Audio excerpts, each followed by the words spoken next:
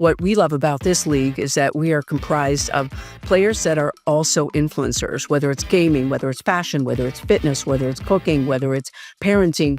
It could be a variety of things. And these players make their home inside our league, but they're also very vibrant in the community and very focused on building their personal brands and telling stories. To thrive in a rapidly evolving landscape, brands must move at an ever-increasing pace. I'm Matt Britton, founder and CEO of Suzy. Join me and key industry leaders as we dive deep into the shifting consumer trends within their industry, why it matters now, and how you can keep up.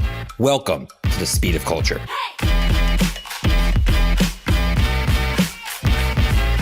Up today on the Speed of Culture podcast, we are thrilled to welcome Julie Haddon, the Chief Marketing and Commercial Officer at the National Women's Soccer League. Julie's been instrumental in driving NWSL's explosive growth, leading innovative marketing strategies, building strong brand partnerships, and shaping the future of women's professional sports. Julie, so great to see you today. Thanks so much for joining. Amazing to be here. Thanks for having me, Matt. Absolutely. So to those in the audience who don't know a lot about the National Women's Soccer League, why don't you just tell us about the league and where it's headed and why you're so excited about its future? Yes, happy to share. So the National Women's Soccer League is the leading premier professional women's league in America that features, right now, there's 14 clubs, soon to expand as we are going to be rolling out in the seasons ahead to 16 clubs, but there's 16 teams around the nation that all make up the NWSL. What you may or may not know, and your listeners may or may not know this, but the Women's Soccer League in the United States does have the best in the world players that play here and make the NWSL their home. So when you think about the fact that the back-to-back World Cup winners from 2015 to 2019, or you think about the fact that the Olympics in 2024 had the gold medal winners, many of the players along the Olympics and the World Cups play inside this league. So it's a fascinating and exciting, fast-growing sports league with some of the best players. Yeah, and I think it really seems to be at the crossroads of just two huge major trends, one of which is just the growth in women's sports. So obviously we see the WNBA and women's collegiate basketball and so many sports that are just exploding. And then of course, just the overall growth in soccer itself. It's now the number one team sport among kids aged 6 to 12 in the US. And obviously both on the men's and women's side, just incredible growth. So you're really at the crossroads of what seems to be a big cultural movement right now. So yes, I think the part that's exciting about the league right now is that we're at this intersection of culture and sport and disruption. I mean, there's a lot of new sports that we'll talk about later that are coming on that have different derivative ways of playing what has been a traditional sport. We've seen that in basketball, or we're seeing it in other sports. What we love about this league is that we are comprised of players that are also influencers, whether it's gaming, whether it's fashion, whether it's fitness, whether it's cooking, whether it's parenting. It could be a variety of things, and these players make their home inside our league, but they're also very vibrant in the community and very focused on building their personal brands and telling stories. I mean, that makes a lot of sense. I think obviously one way sports have changed from when I was a kid is that athletes weren't really as accessible.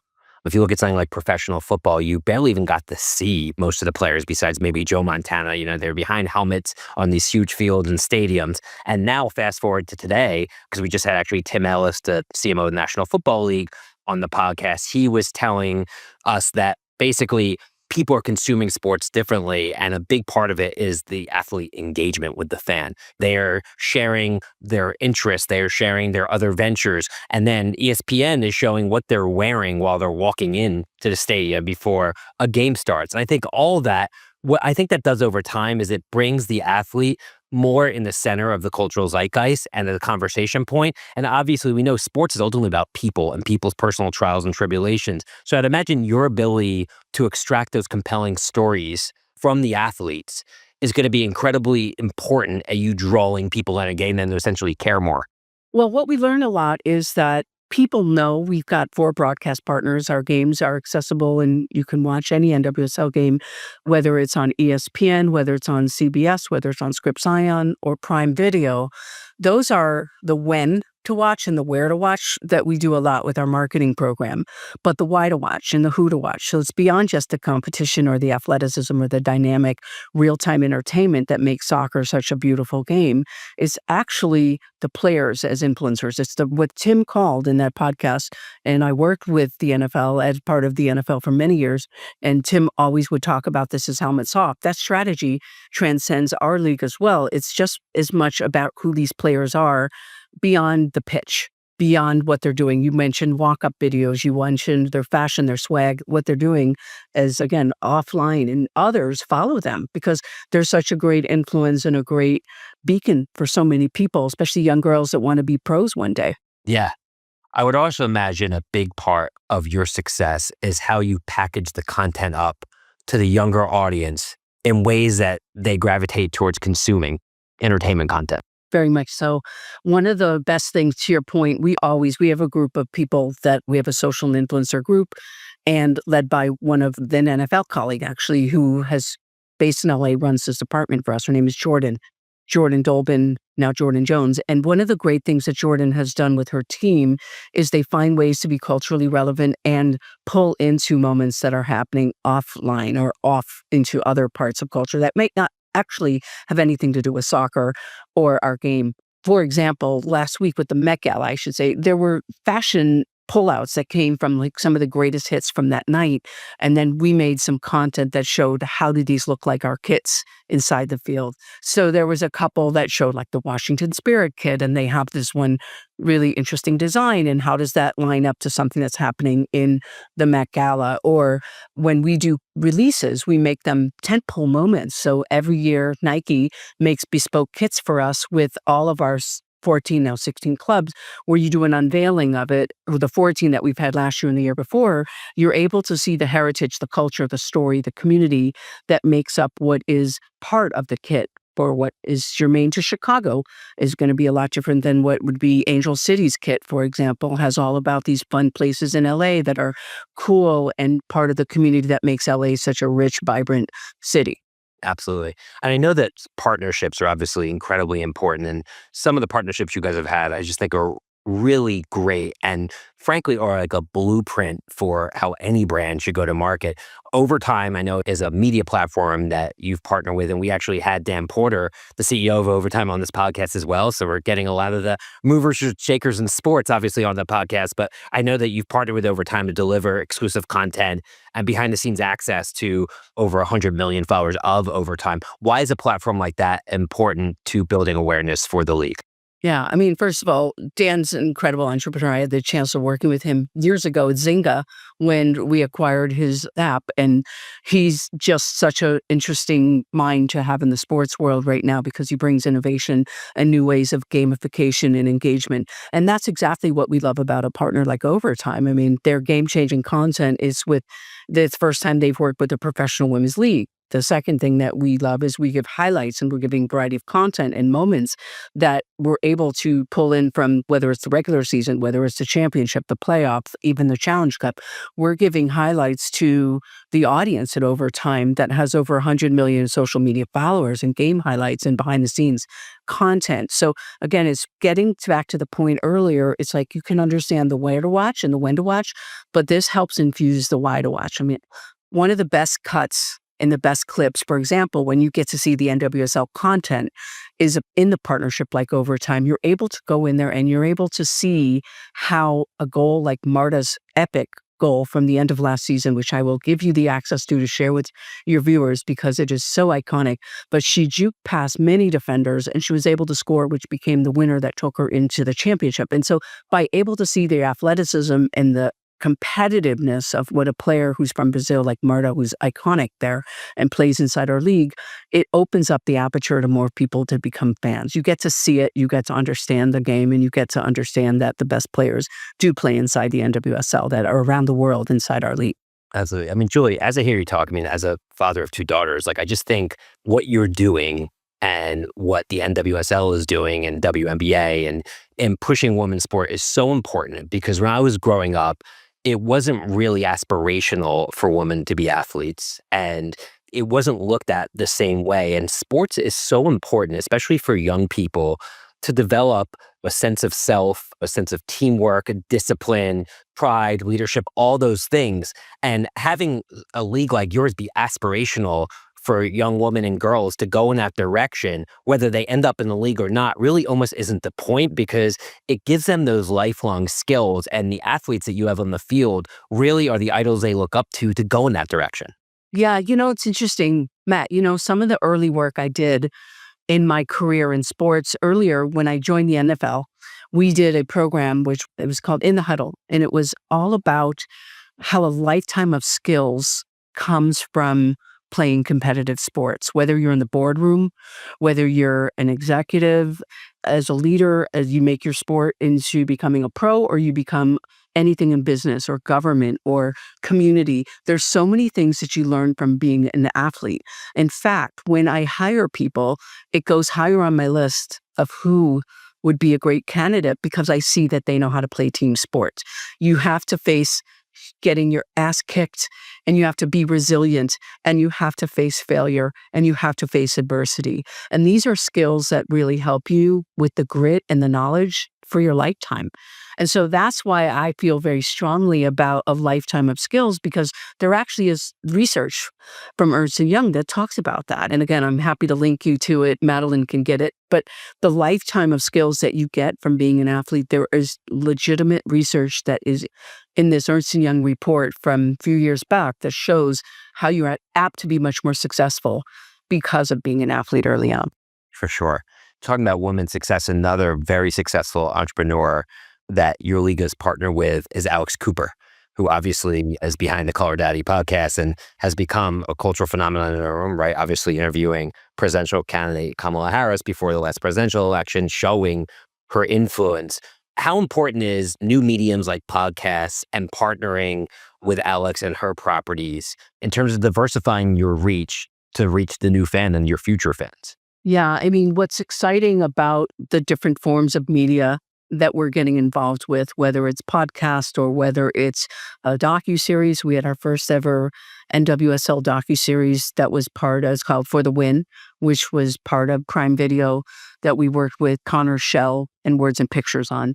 Or it's the full-fledged content of our games, it's the highlights, it's the social content, it's everything in streaming that we have our own direct-to-consumer property called NWSL Plus. All of these things are finding new ways to new fan base, new avid fans that are coming in. So I think that Alex is a great example of she's reaching people outside of the core. I mean, her partnership or her reach is millions, 20 million people a month listen to Call Her Daddy. And some of our players listen to it, and Trinity Rodman was on it. And you're finding people that may not have heard of NWSL, but really like Alex. And so these are the type of partnerships that we're looking at, is things that either strengthen our core fan or bring in new fans. Because as we grow, that's obviously what our strategy here is, growth and bringing in new people to experience our games. So speaking of growth, I know a big initiative that you're behind is getting the league in front of brands who want to reach your growing audience.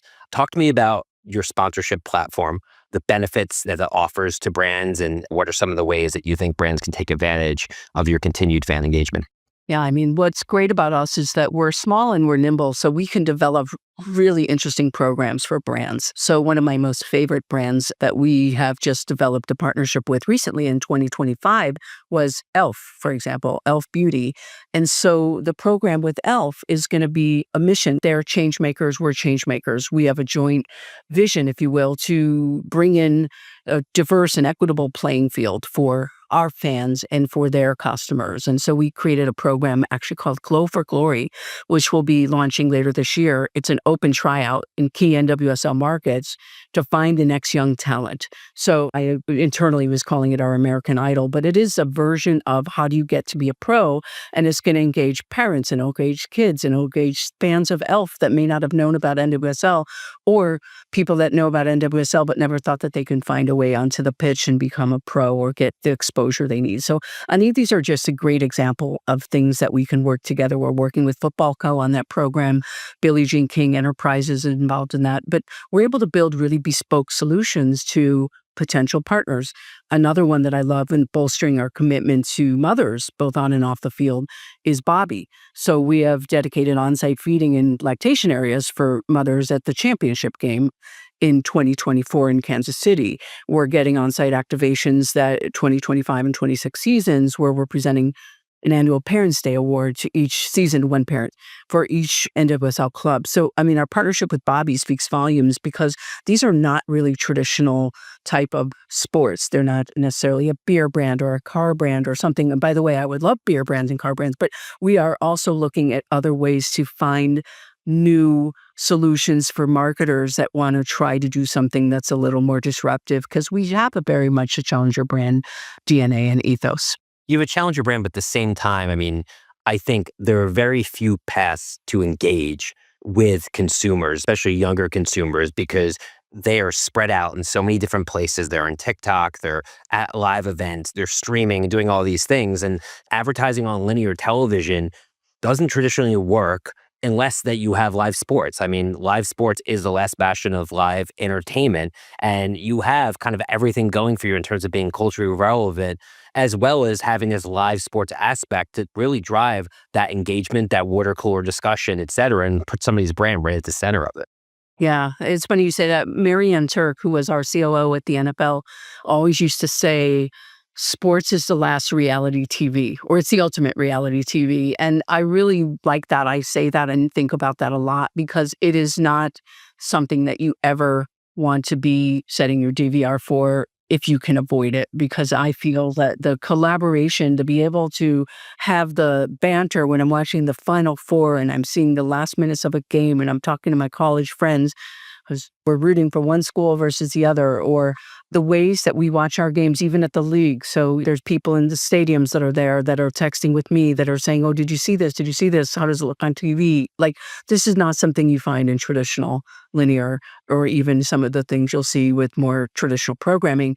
So I do agree. I think the excitement, the electricity, the connectivity is so pivotal to what you see right now. Absolutely. So let's shift gears a little bit as we wrap up here, just to you and your journey. So as you mentioned earlier, you spent some time at Zynga. Obviously, you spent a good deal of time at the NFL, most recently heading their global brand and consumer marketing there. So big jobs, big roles, high profile roles. As you look back on your career, what are some of the areas you think you focused on, whether it's personal or professional development, that put you in the seat you are today as CMO and COO of the National Women's Soccer League? Yeah, that's a really good question. And the honest to God truth that I've been asked this before, like, hey, you had a great North Star, you had a path. And I feel like that's not actually true. I would find things that I knew I really liked and wanted to do more of that. And at the same time, the things that I wasn't gravitating to as much, I found a way to do less of it. So often when I'm talking to students or I go to do the college visits or even sometimes panels, I think to get closer to your North Star and what it is you want, you actually have to learn what you don't want. So in my case, it was along the way learning what I like more, what stack rank higher, and what I liked least. And what the common themes I could say from having been in kind of three distinct, if you will, but kind of connected circles would be spending time in tech, whether it was with eBay or Twitter or Zynga or SoFi even. What you learn in tech is relentless analytics, data. How do you measure? How can you get down to understanding how your programs are performing and understanding the analytics that are unlocked in all of your work? What I learned from entertainment at companies like DreamWorks Animation, I learned a lot about how to be the ultimate deliverer of great creative. I mean, it's a creative industry to work on projects like Shrek or feature films like Academy Award campaign for something like an animated CGI film when it was the only film right after Toy Story that was CGI animated and feature. It was all about the creative. It was about the story. And I know that sounds cliche because marketers always love to talk about the story, but there's nothing better than the Hollywood world about it because you not only have to do stories, but it's stories around what is essentially the product is a story. And then I think the third part of understanding from sports is the ability to really know and connect with fans because the stories go nowhere if you don't understand your fan base. the stories go nowhere if you don't understand the data and the analytics of how everything you're doing is performing. So I think this intersection of tech, entertainment, and sports brings together this uncanny talent base of things that just make the home inside the NWSL such a joy to be a part of right now. Absolutely. And when you think about the younger professional that's entering, that wants to have a thriving career in the world of sports and entertainment, what are some of the skill sets here in 2025 that you think people need to start developing at earlier stages so they can set themselves up for a lucrative career moving forward? That is a really good question. I think being patient with yourself to know that it's not going to be the first or second time out that you're going to go get a home run. You're going to have some failures. You're going to go out there and you're going to whiff and you're going to say, wow, that was a really bad job. Here's an example. I took a stint 1 year that I thought early in my career that I wanted to be doing something for the world, and I worked in an environmental science company. I realized that I love building things that have a raw emotion and passion attached to it. So that was not necessarily a great fit for me because it's not an entertainment type of a property. It was much more of a very serious, and yet to some, the North Star, what they wanted, it just wasn't the right thing for me. But I did take that, and I know that I whiffed in it and at that experience. And so I think if people come in and they don't say, I have to fit in a box and it's got to be perfect, you go in and you say, I'm going to learn from it and I'm going to learn the good and I'm going to learn the bad, but I'm okay with taking from it that maybe not be only the successes, it'll be some of the things that didn't work. You're better for it the next time around. So I think that's one. I think the other thing that I find when I talk to people and I interview, and I've never really thought about this in a more mass way to say it, so I'm really glad, Matt, that you're asking, is often when I interview a candidate and they say they want to work at the NWSL and I say, why? And they say, oh, because I love soccer. I think one of the things I would tell young talent is, that's great. We assume you like soccer if you're coming in to talk to me about a soccer job. But tell us what you're going to do to make our brand better. Tell us what you're going to do to make our content better. Tell us what you're going to do with your unique skill set that's going to make our analytics or our sales pipeline or our creative better. And I think that's one of the things that often falls short is like we sell ourselves so hard and say, this is why I love it so much in a job like this, but you don't realize we're so busy as professionals, everybody is, you always want to know, well, what's in it to help the league get better or my brand get better? And so that's the one piece I would also share as advice. Absolutely. And so looking forward for your career and obviously the league itself, what are some of the things you're most excited about in the years ahead in terms of personal and professional growth and what you're working on? Well, I think I'll start with professional. So I think with the World Cup coming in 2026, it's going to be so exciting to see soccer take over America or another kind of football here in the States, just as we've seen actually the NFL go into the international markets. And that's also been really fascinating to see the NFL in Germany or the NFL in the UK. I think it's going to be thrilling to see the US hosting the World Cup. So I'm excited about that. I'm also really excited about some of these upstart new kind of interesting, innovative sports that are happening, these rapidly growing things. Like I said earlier, I love watching what 7v7 is becoming in soccer, or Travis Scott recently did something with Nike at Coachella where they had this kind of one-on-one type of a soccer match. And so interesting, like I said, derivatives of what is traditional in today's ADD generation with young people and with our all of us have short attention spans, given so much attention is pulled into different directions with just life. I love these kind of short form moments of new sports. I was watching Unrivaled, the basketball team. That is so exciting to see how that is a new way to do that. And becoming a fan of things that I might never have thought about before. Rugby is really interesting because, again, I think we're just looking for new ways to entertain and engage fans and athletes with the distribution channels being able to bring it to viewers that is now so ubiquitous. And then I think the second part of your question about personally what I think and get excited about, I really love leading teams in mentoring and developing people. I know that sounds probably, again, corny to some extent, but, I forget that I just think that I'm me, but I forget that I've been through the world of when tech became big or when mobile became big or when CGI animation was no longer a experimental form of filmmaking and now it's the norm. So I love the idea of mentoring and developing young talent and also really developing creative at scale and seeing how different ways of creativity can permeate culture. Absolutely. No, I mean, it's a fascinating time to be in the world of sports and obviously doing what you're doing. It's such a cultural fit at the moment. I think it's only going to grow in the years ahead. So finally here, Julie, we always ask our guests to wrap up with a saying or mantra that helps define their professional journey, and just wondering what might come to mind for you. I think I've said this before, I did a talk in Germany about a month ago, and I had a slide with this on it, but it is attributed to Paula Balzer, who I met when I was in my 20s, and she was at Clear Channel, which then became Live Nation. And she said this, and it sticks with me, which is, don't tell me about the flood, build an ark. So I often do that, as many folks on my team will hear me say. It's really easy to say all the things that are wrong, but we know that, like, we're having a conversation, but what are we doing to solve the problem? What are we doing to fill that arc and bridge it? So we'll be having a conversation, and that's one way I would say I summarize my career is because I'm a persistent and perpetual optimist. I will sit in a reading and we'll be talking about something that broke down. We've analyzed it. We communicate what was wrong with it. But now let's move to how we're going to solve it and how we're not going to do this again, or how can we learn from it? So I think that is probably my favorite saying is, don't tell me about the flood, build an ark. And I wonder if Paula Balzer even knows that she had such influence on me with that saying. But it's actually, I think, on my Instagram and on some of my social favorite quotes. But I do live by that. I love that. Well, we're going to leave it with that. This has been such a great discussion. I'm so thankful you took the time amidst your busy schedule in a really high demand role to share your story and what you're working on with us today. So thank you so much, and continue to be a huge fan, and wishing you a great rest of 2025. Thanks, Matt. I'm a big fan of your work, too. I really appreciate you having me, and thank you.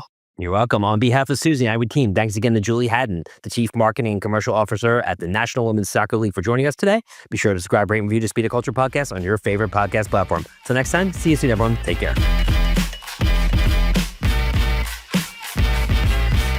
The Speed of Culture is brought to you by Suzy as part of the Adweek Podcast Network and Agast Creator Network. You can listen and subscribe to all Adweek's podcasts by visiting adweek.com/podcasts. To find out more about Suzy, head to Suzy.com. And make sure to search for The Speed of Culture in Apple Podcasts, Spotify, or anywhere else podcasts are found. Click follow so you don't miss out on any future episodes. On behalf of the team here at Suzy, thanks for listening.